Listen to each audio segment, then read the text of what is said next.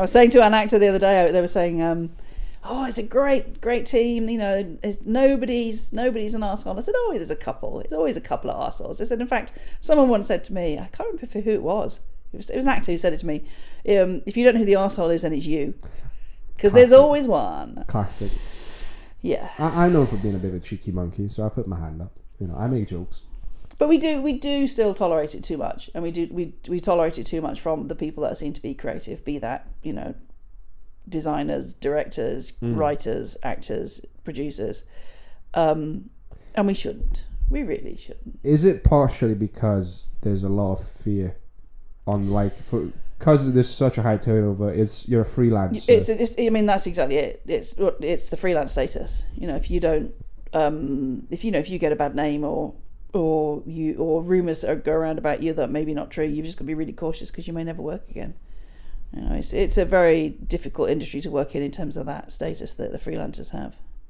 And that's true. And I know they always say that. I mean, I kind of want to ask, is that true? Like, obviously you can get a reputation, but if it's an unwarranted reputation, because, you know, you're worried that some, you know, like Harvey Weinstein was famously putting out words about actresses that would not do what he wanted.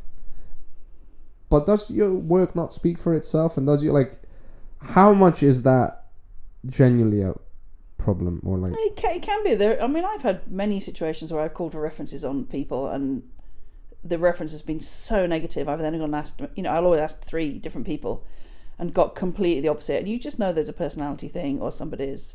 I got a really bad reference for a job once from as a line producer because I'd called the producer to account on something. So because I'd stood up to this producer, they then gave bad references to me for the next 3 jobs. So, you know, those sort of things happen. Didn't stop me. I was still offered the jobs, but, you know, because that was one weird reference out of others. I've had directors who've, again, stood up to problems on a job, and they've had terrible references for years afterwards. It's, you know, it's unfair. And people they're not honest in their references necessarily. I am horribly, brutally honest in references. Yeah, some people, do the thing of like, it's a pal, so I'm going to do him a favour, so I might beg them up unwarrantedly, or... But you've also got to take into account that every situation is different. I'll always give benefit of the doubt. You know, somebody may say about a cast member or a crew member, you know, they're really difficult to work with, they're aggressive or whatever. But you've got to bear in mind that there's always 2 people in every, you know, conversation or in every, you know, situation, and it could be a clash of personalities. You know, so ask more people. I've had, you know, situations where terrible stories, and then you ask around and think, actually, maybe the problem wasn't the person I'm getting the reference on. Maybe the problem is the person that was giving that reference, you know, or a conflict, or just a personality clash.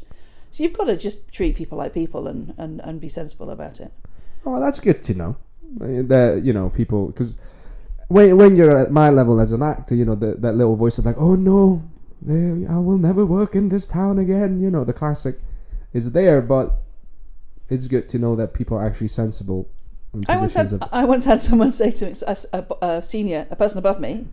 Start again. I once had a superior. What's it called? Yeah. Anyway, so I once had a situation where someone above me in the hierarchy didn't like me calling them to account and asking them to change their behaviour in relation to the crew, who said they would destroy me.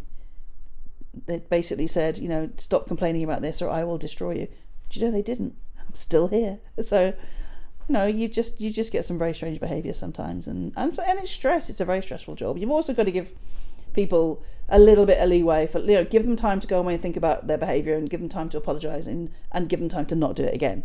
You know, because some of the environments we work in terms of hours, in terms of the money, in terms of the conditions, you know, are very stressful. Do people get unnecessary power tripping? Oh god, yeah. Not all, not many. I mean, I will destroy you. Kind of like, how much power do you think you really have? They had no power. It didn't happen. Oh god. But you know, there are more good than bad. You know, there are more, and people are getting so much better at realising, you know, that with all the tools that are in place, like the Call It app that I'm involved in, with the Film and TV charity, you know, with PACT and all the work it does around working conditions in TV and film, people are realising that you don't get away with it anymore. You can't get away with it anymore. You can, but not as easily, and not as many people can get away with it as they could in the 80s. For the better or worse, with social media and everybody talking to everybody all the time. Yeah. it's gonna come out. Yeah. So we are getting better. Oh, that's good to know. That behaviour that we had from you 5 years ago, we just wouldn't be allowed now. I'm sorry. I didn't realize it was against the rule to have 2 portions of haggis. I'm sorry. Nobody told me that.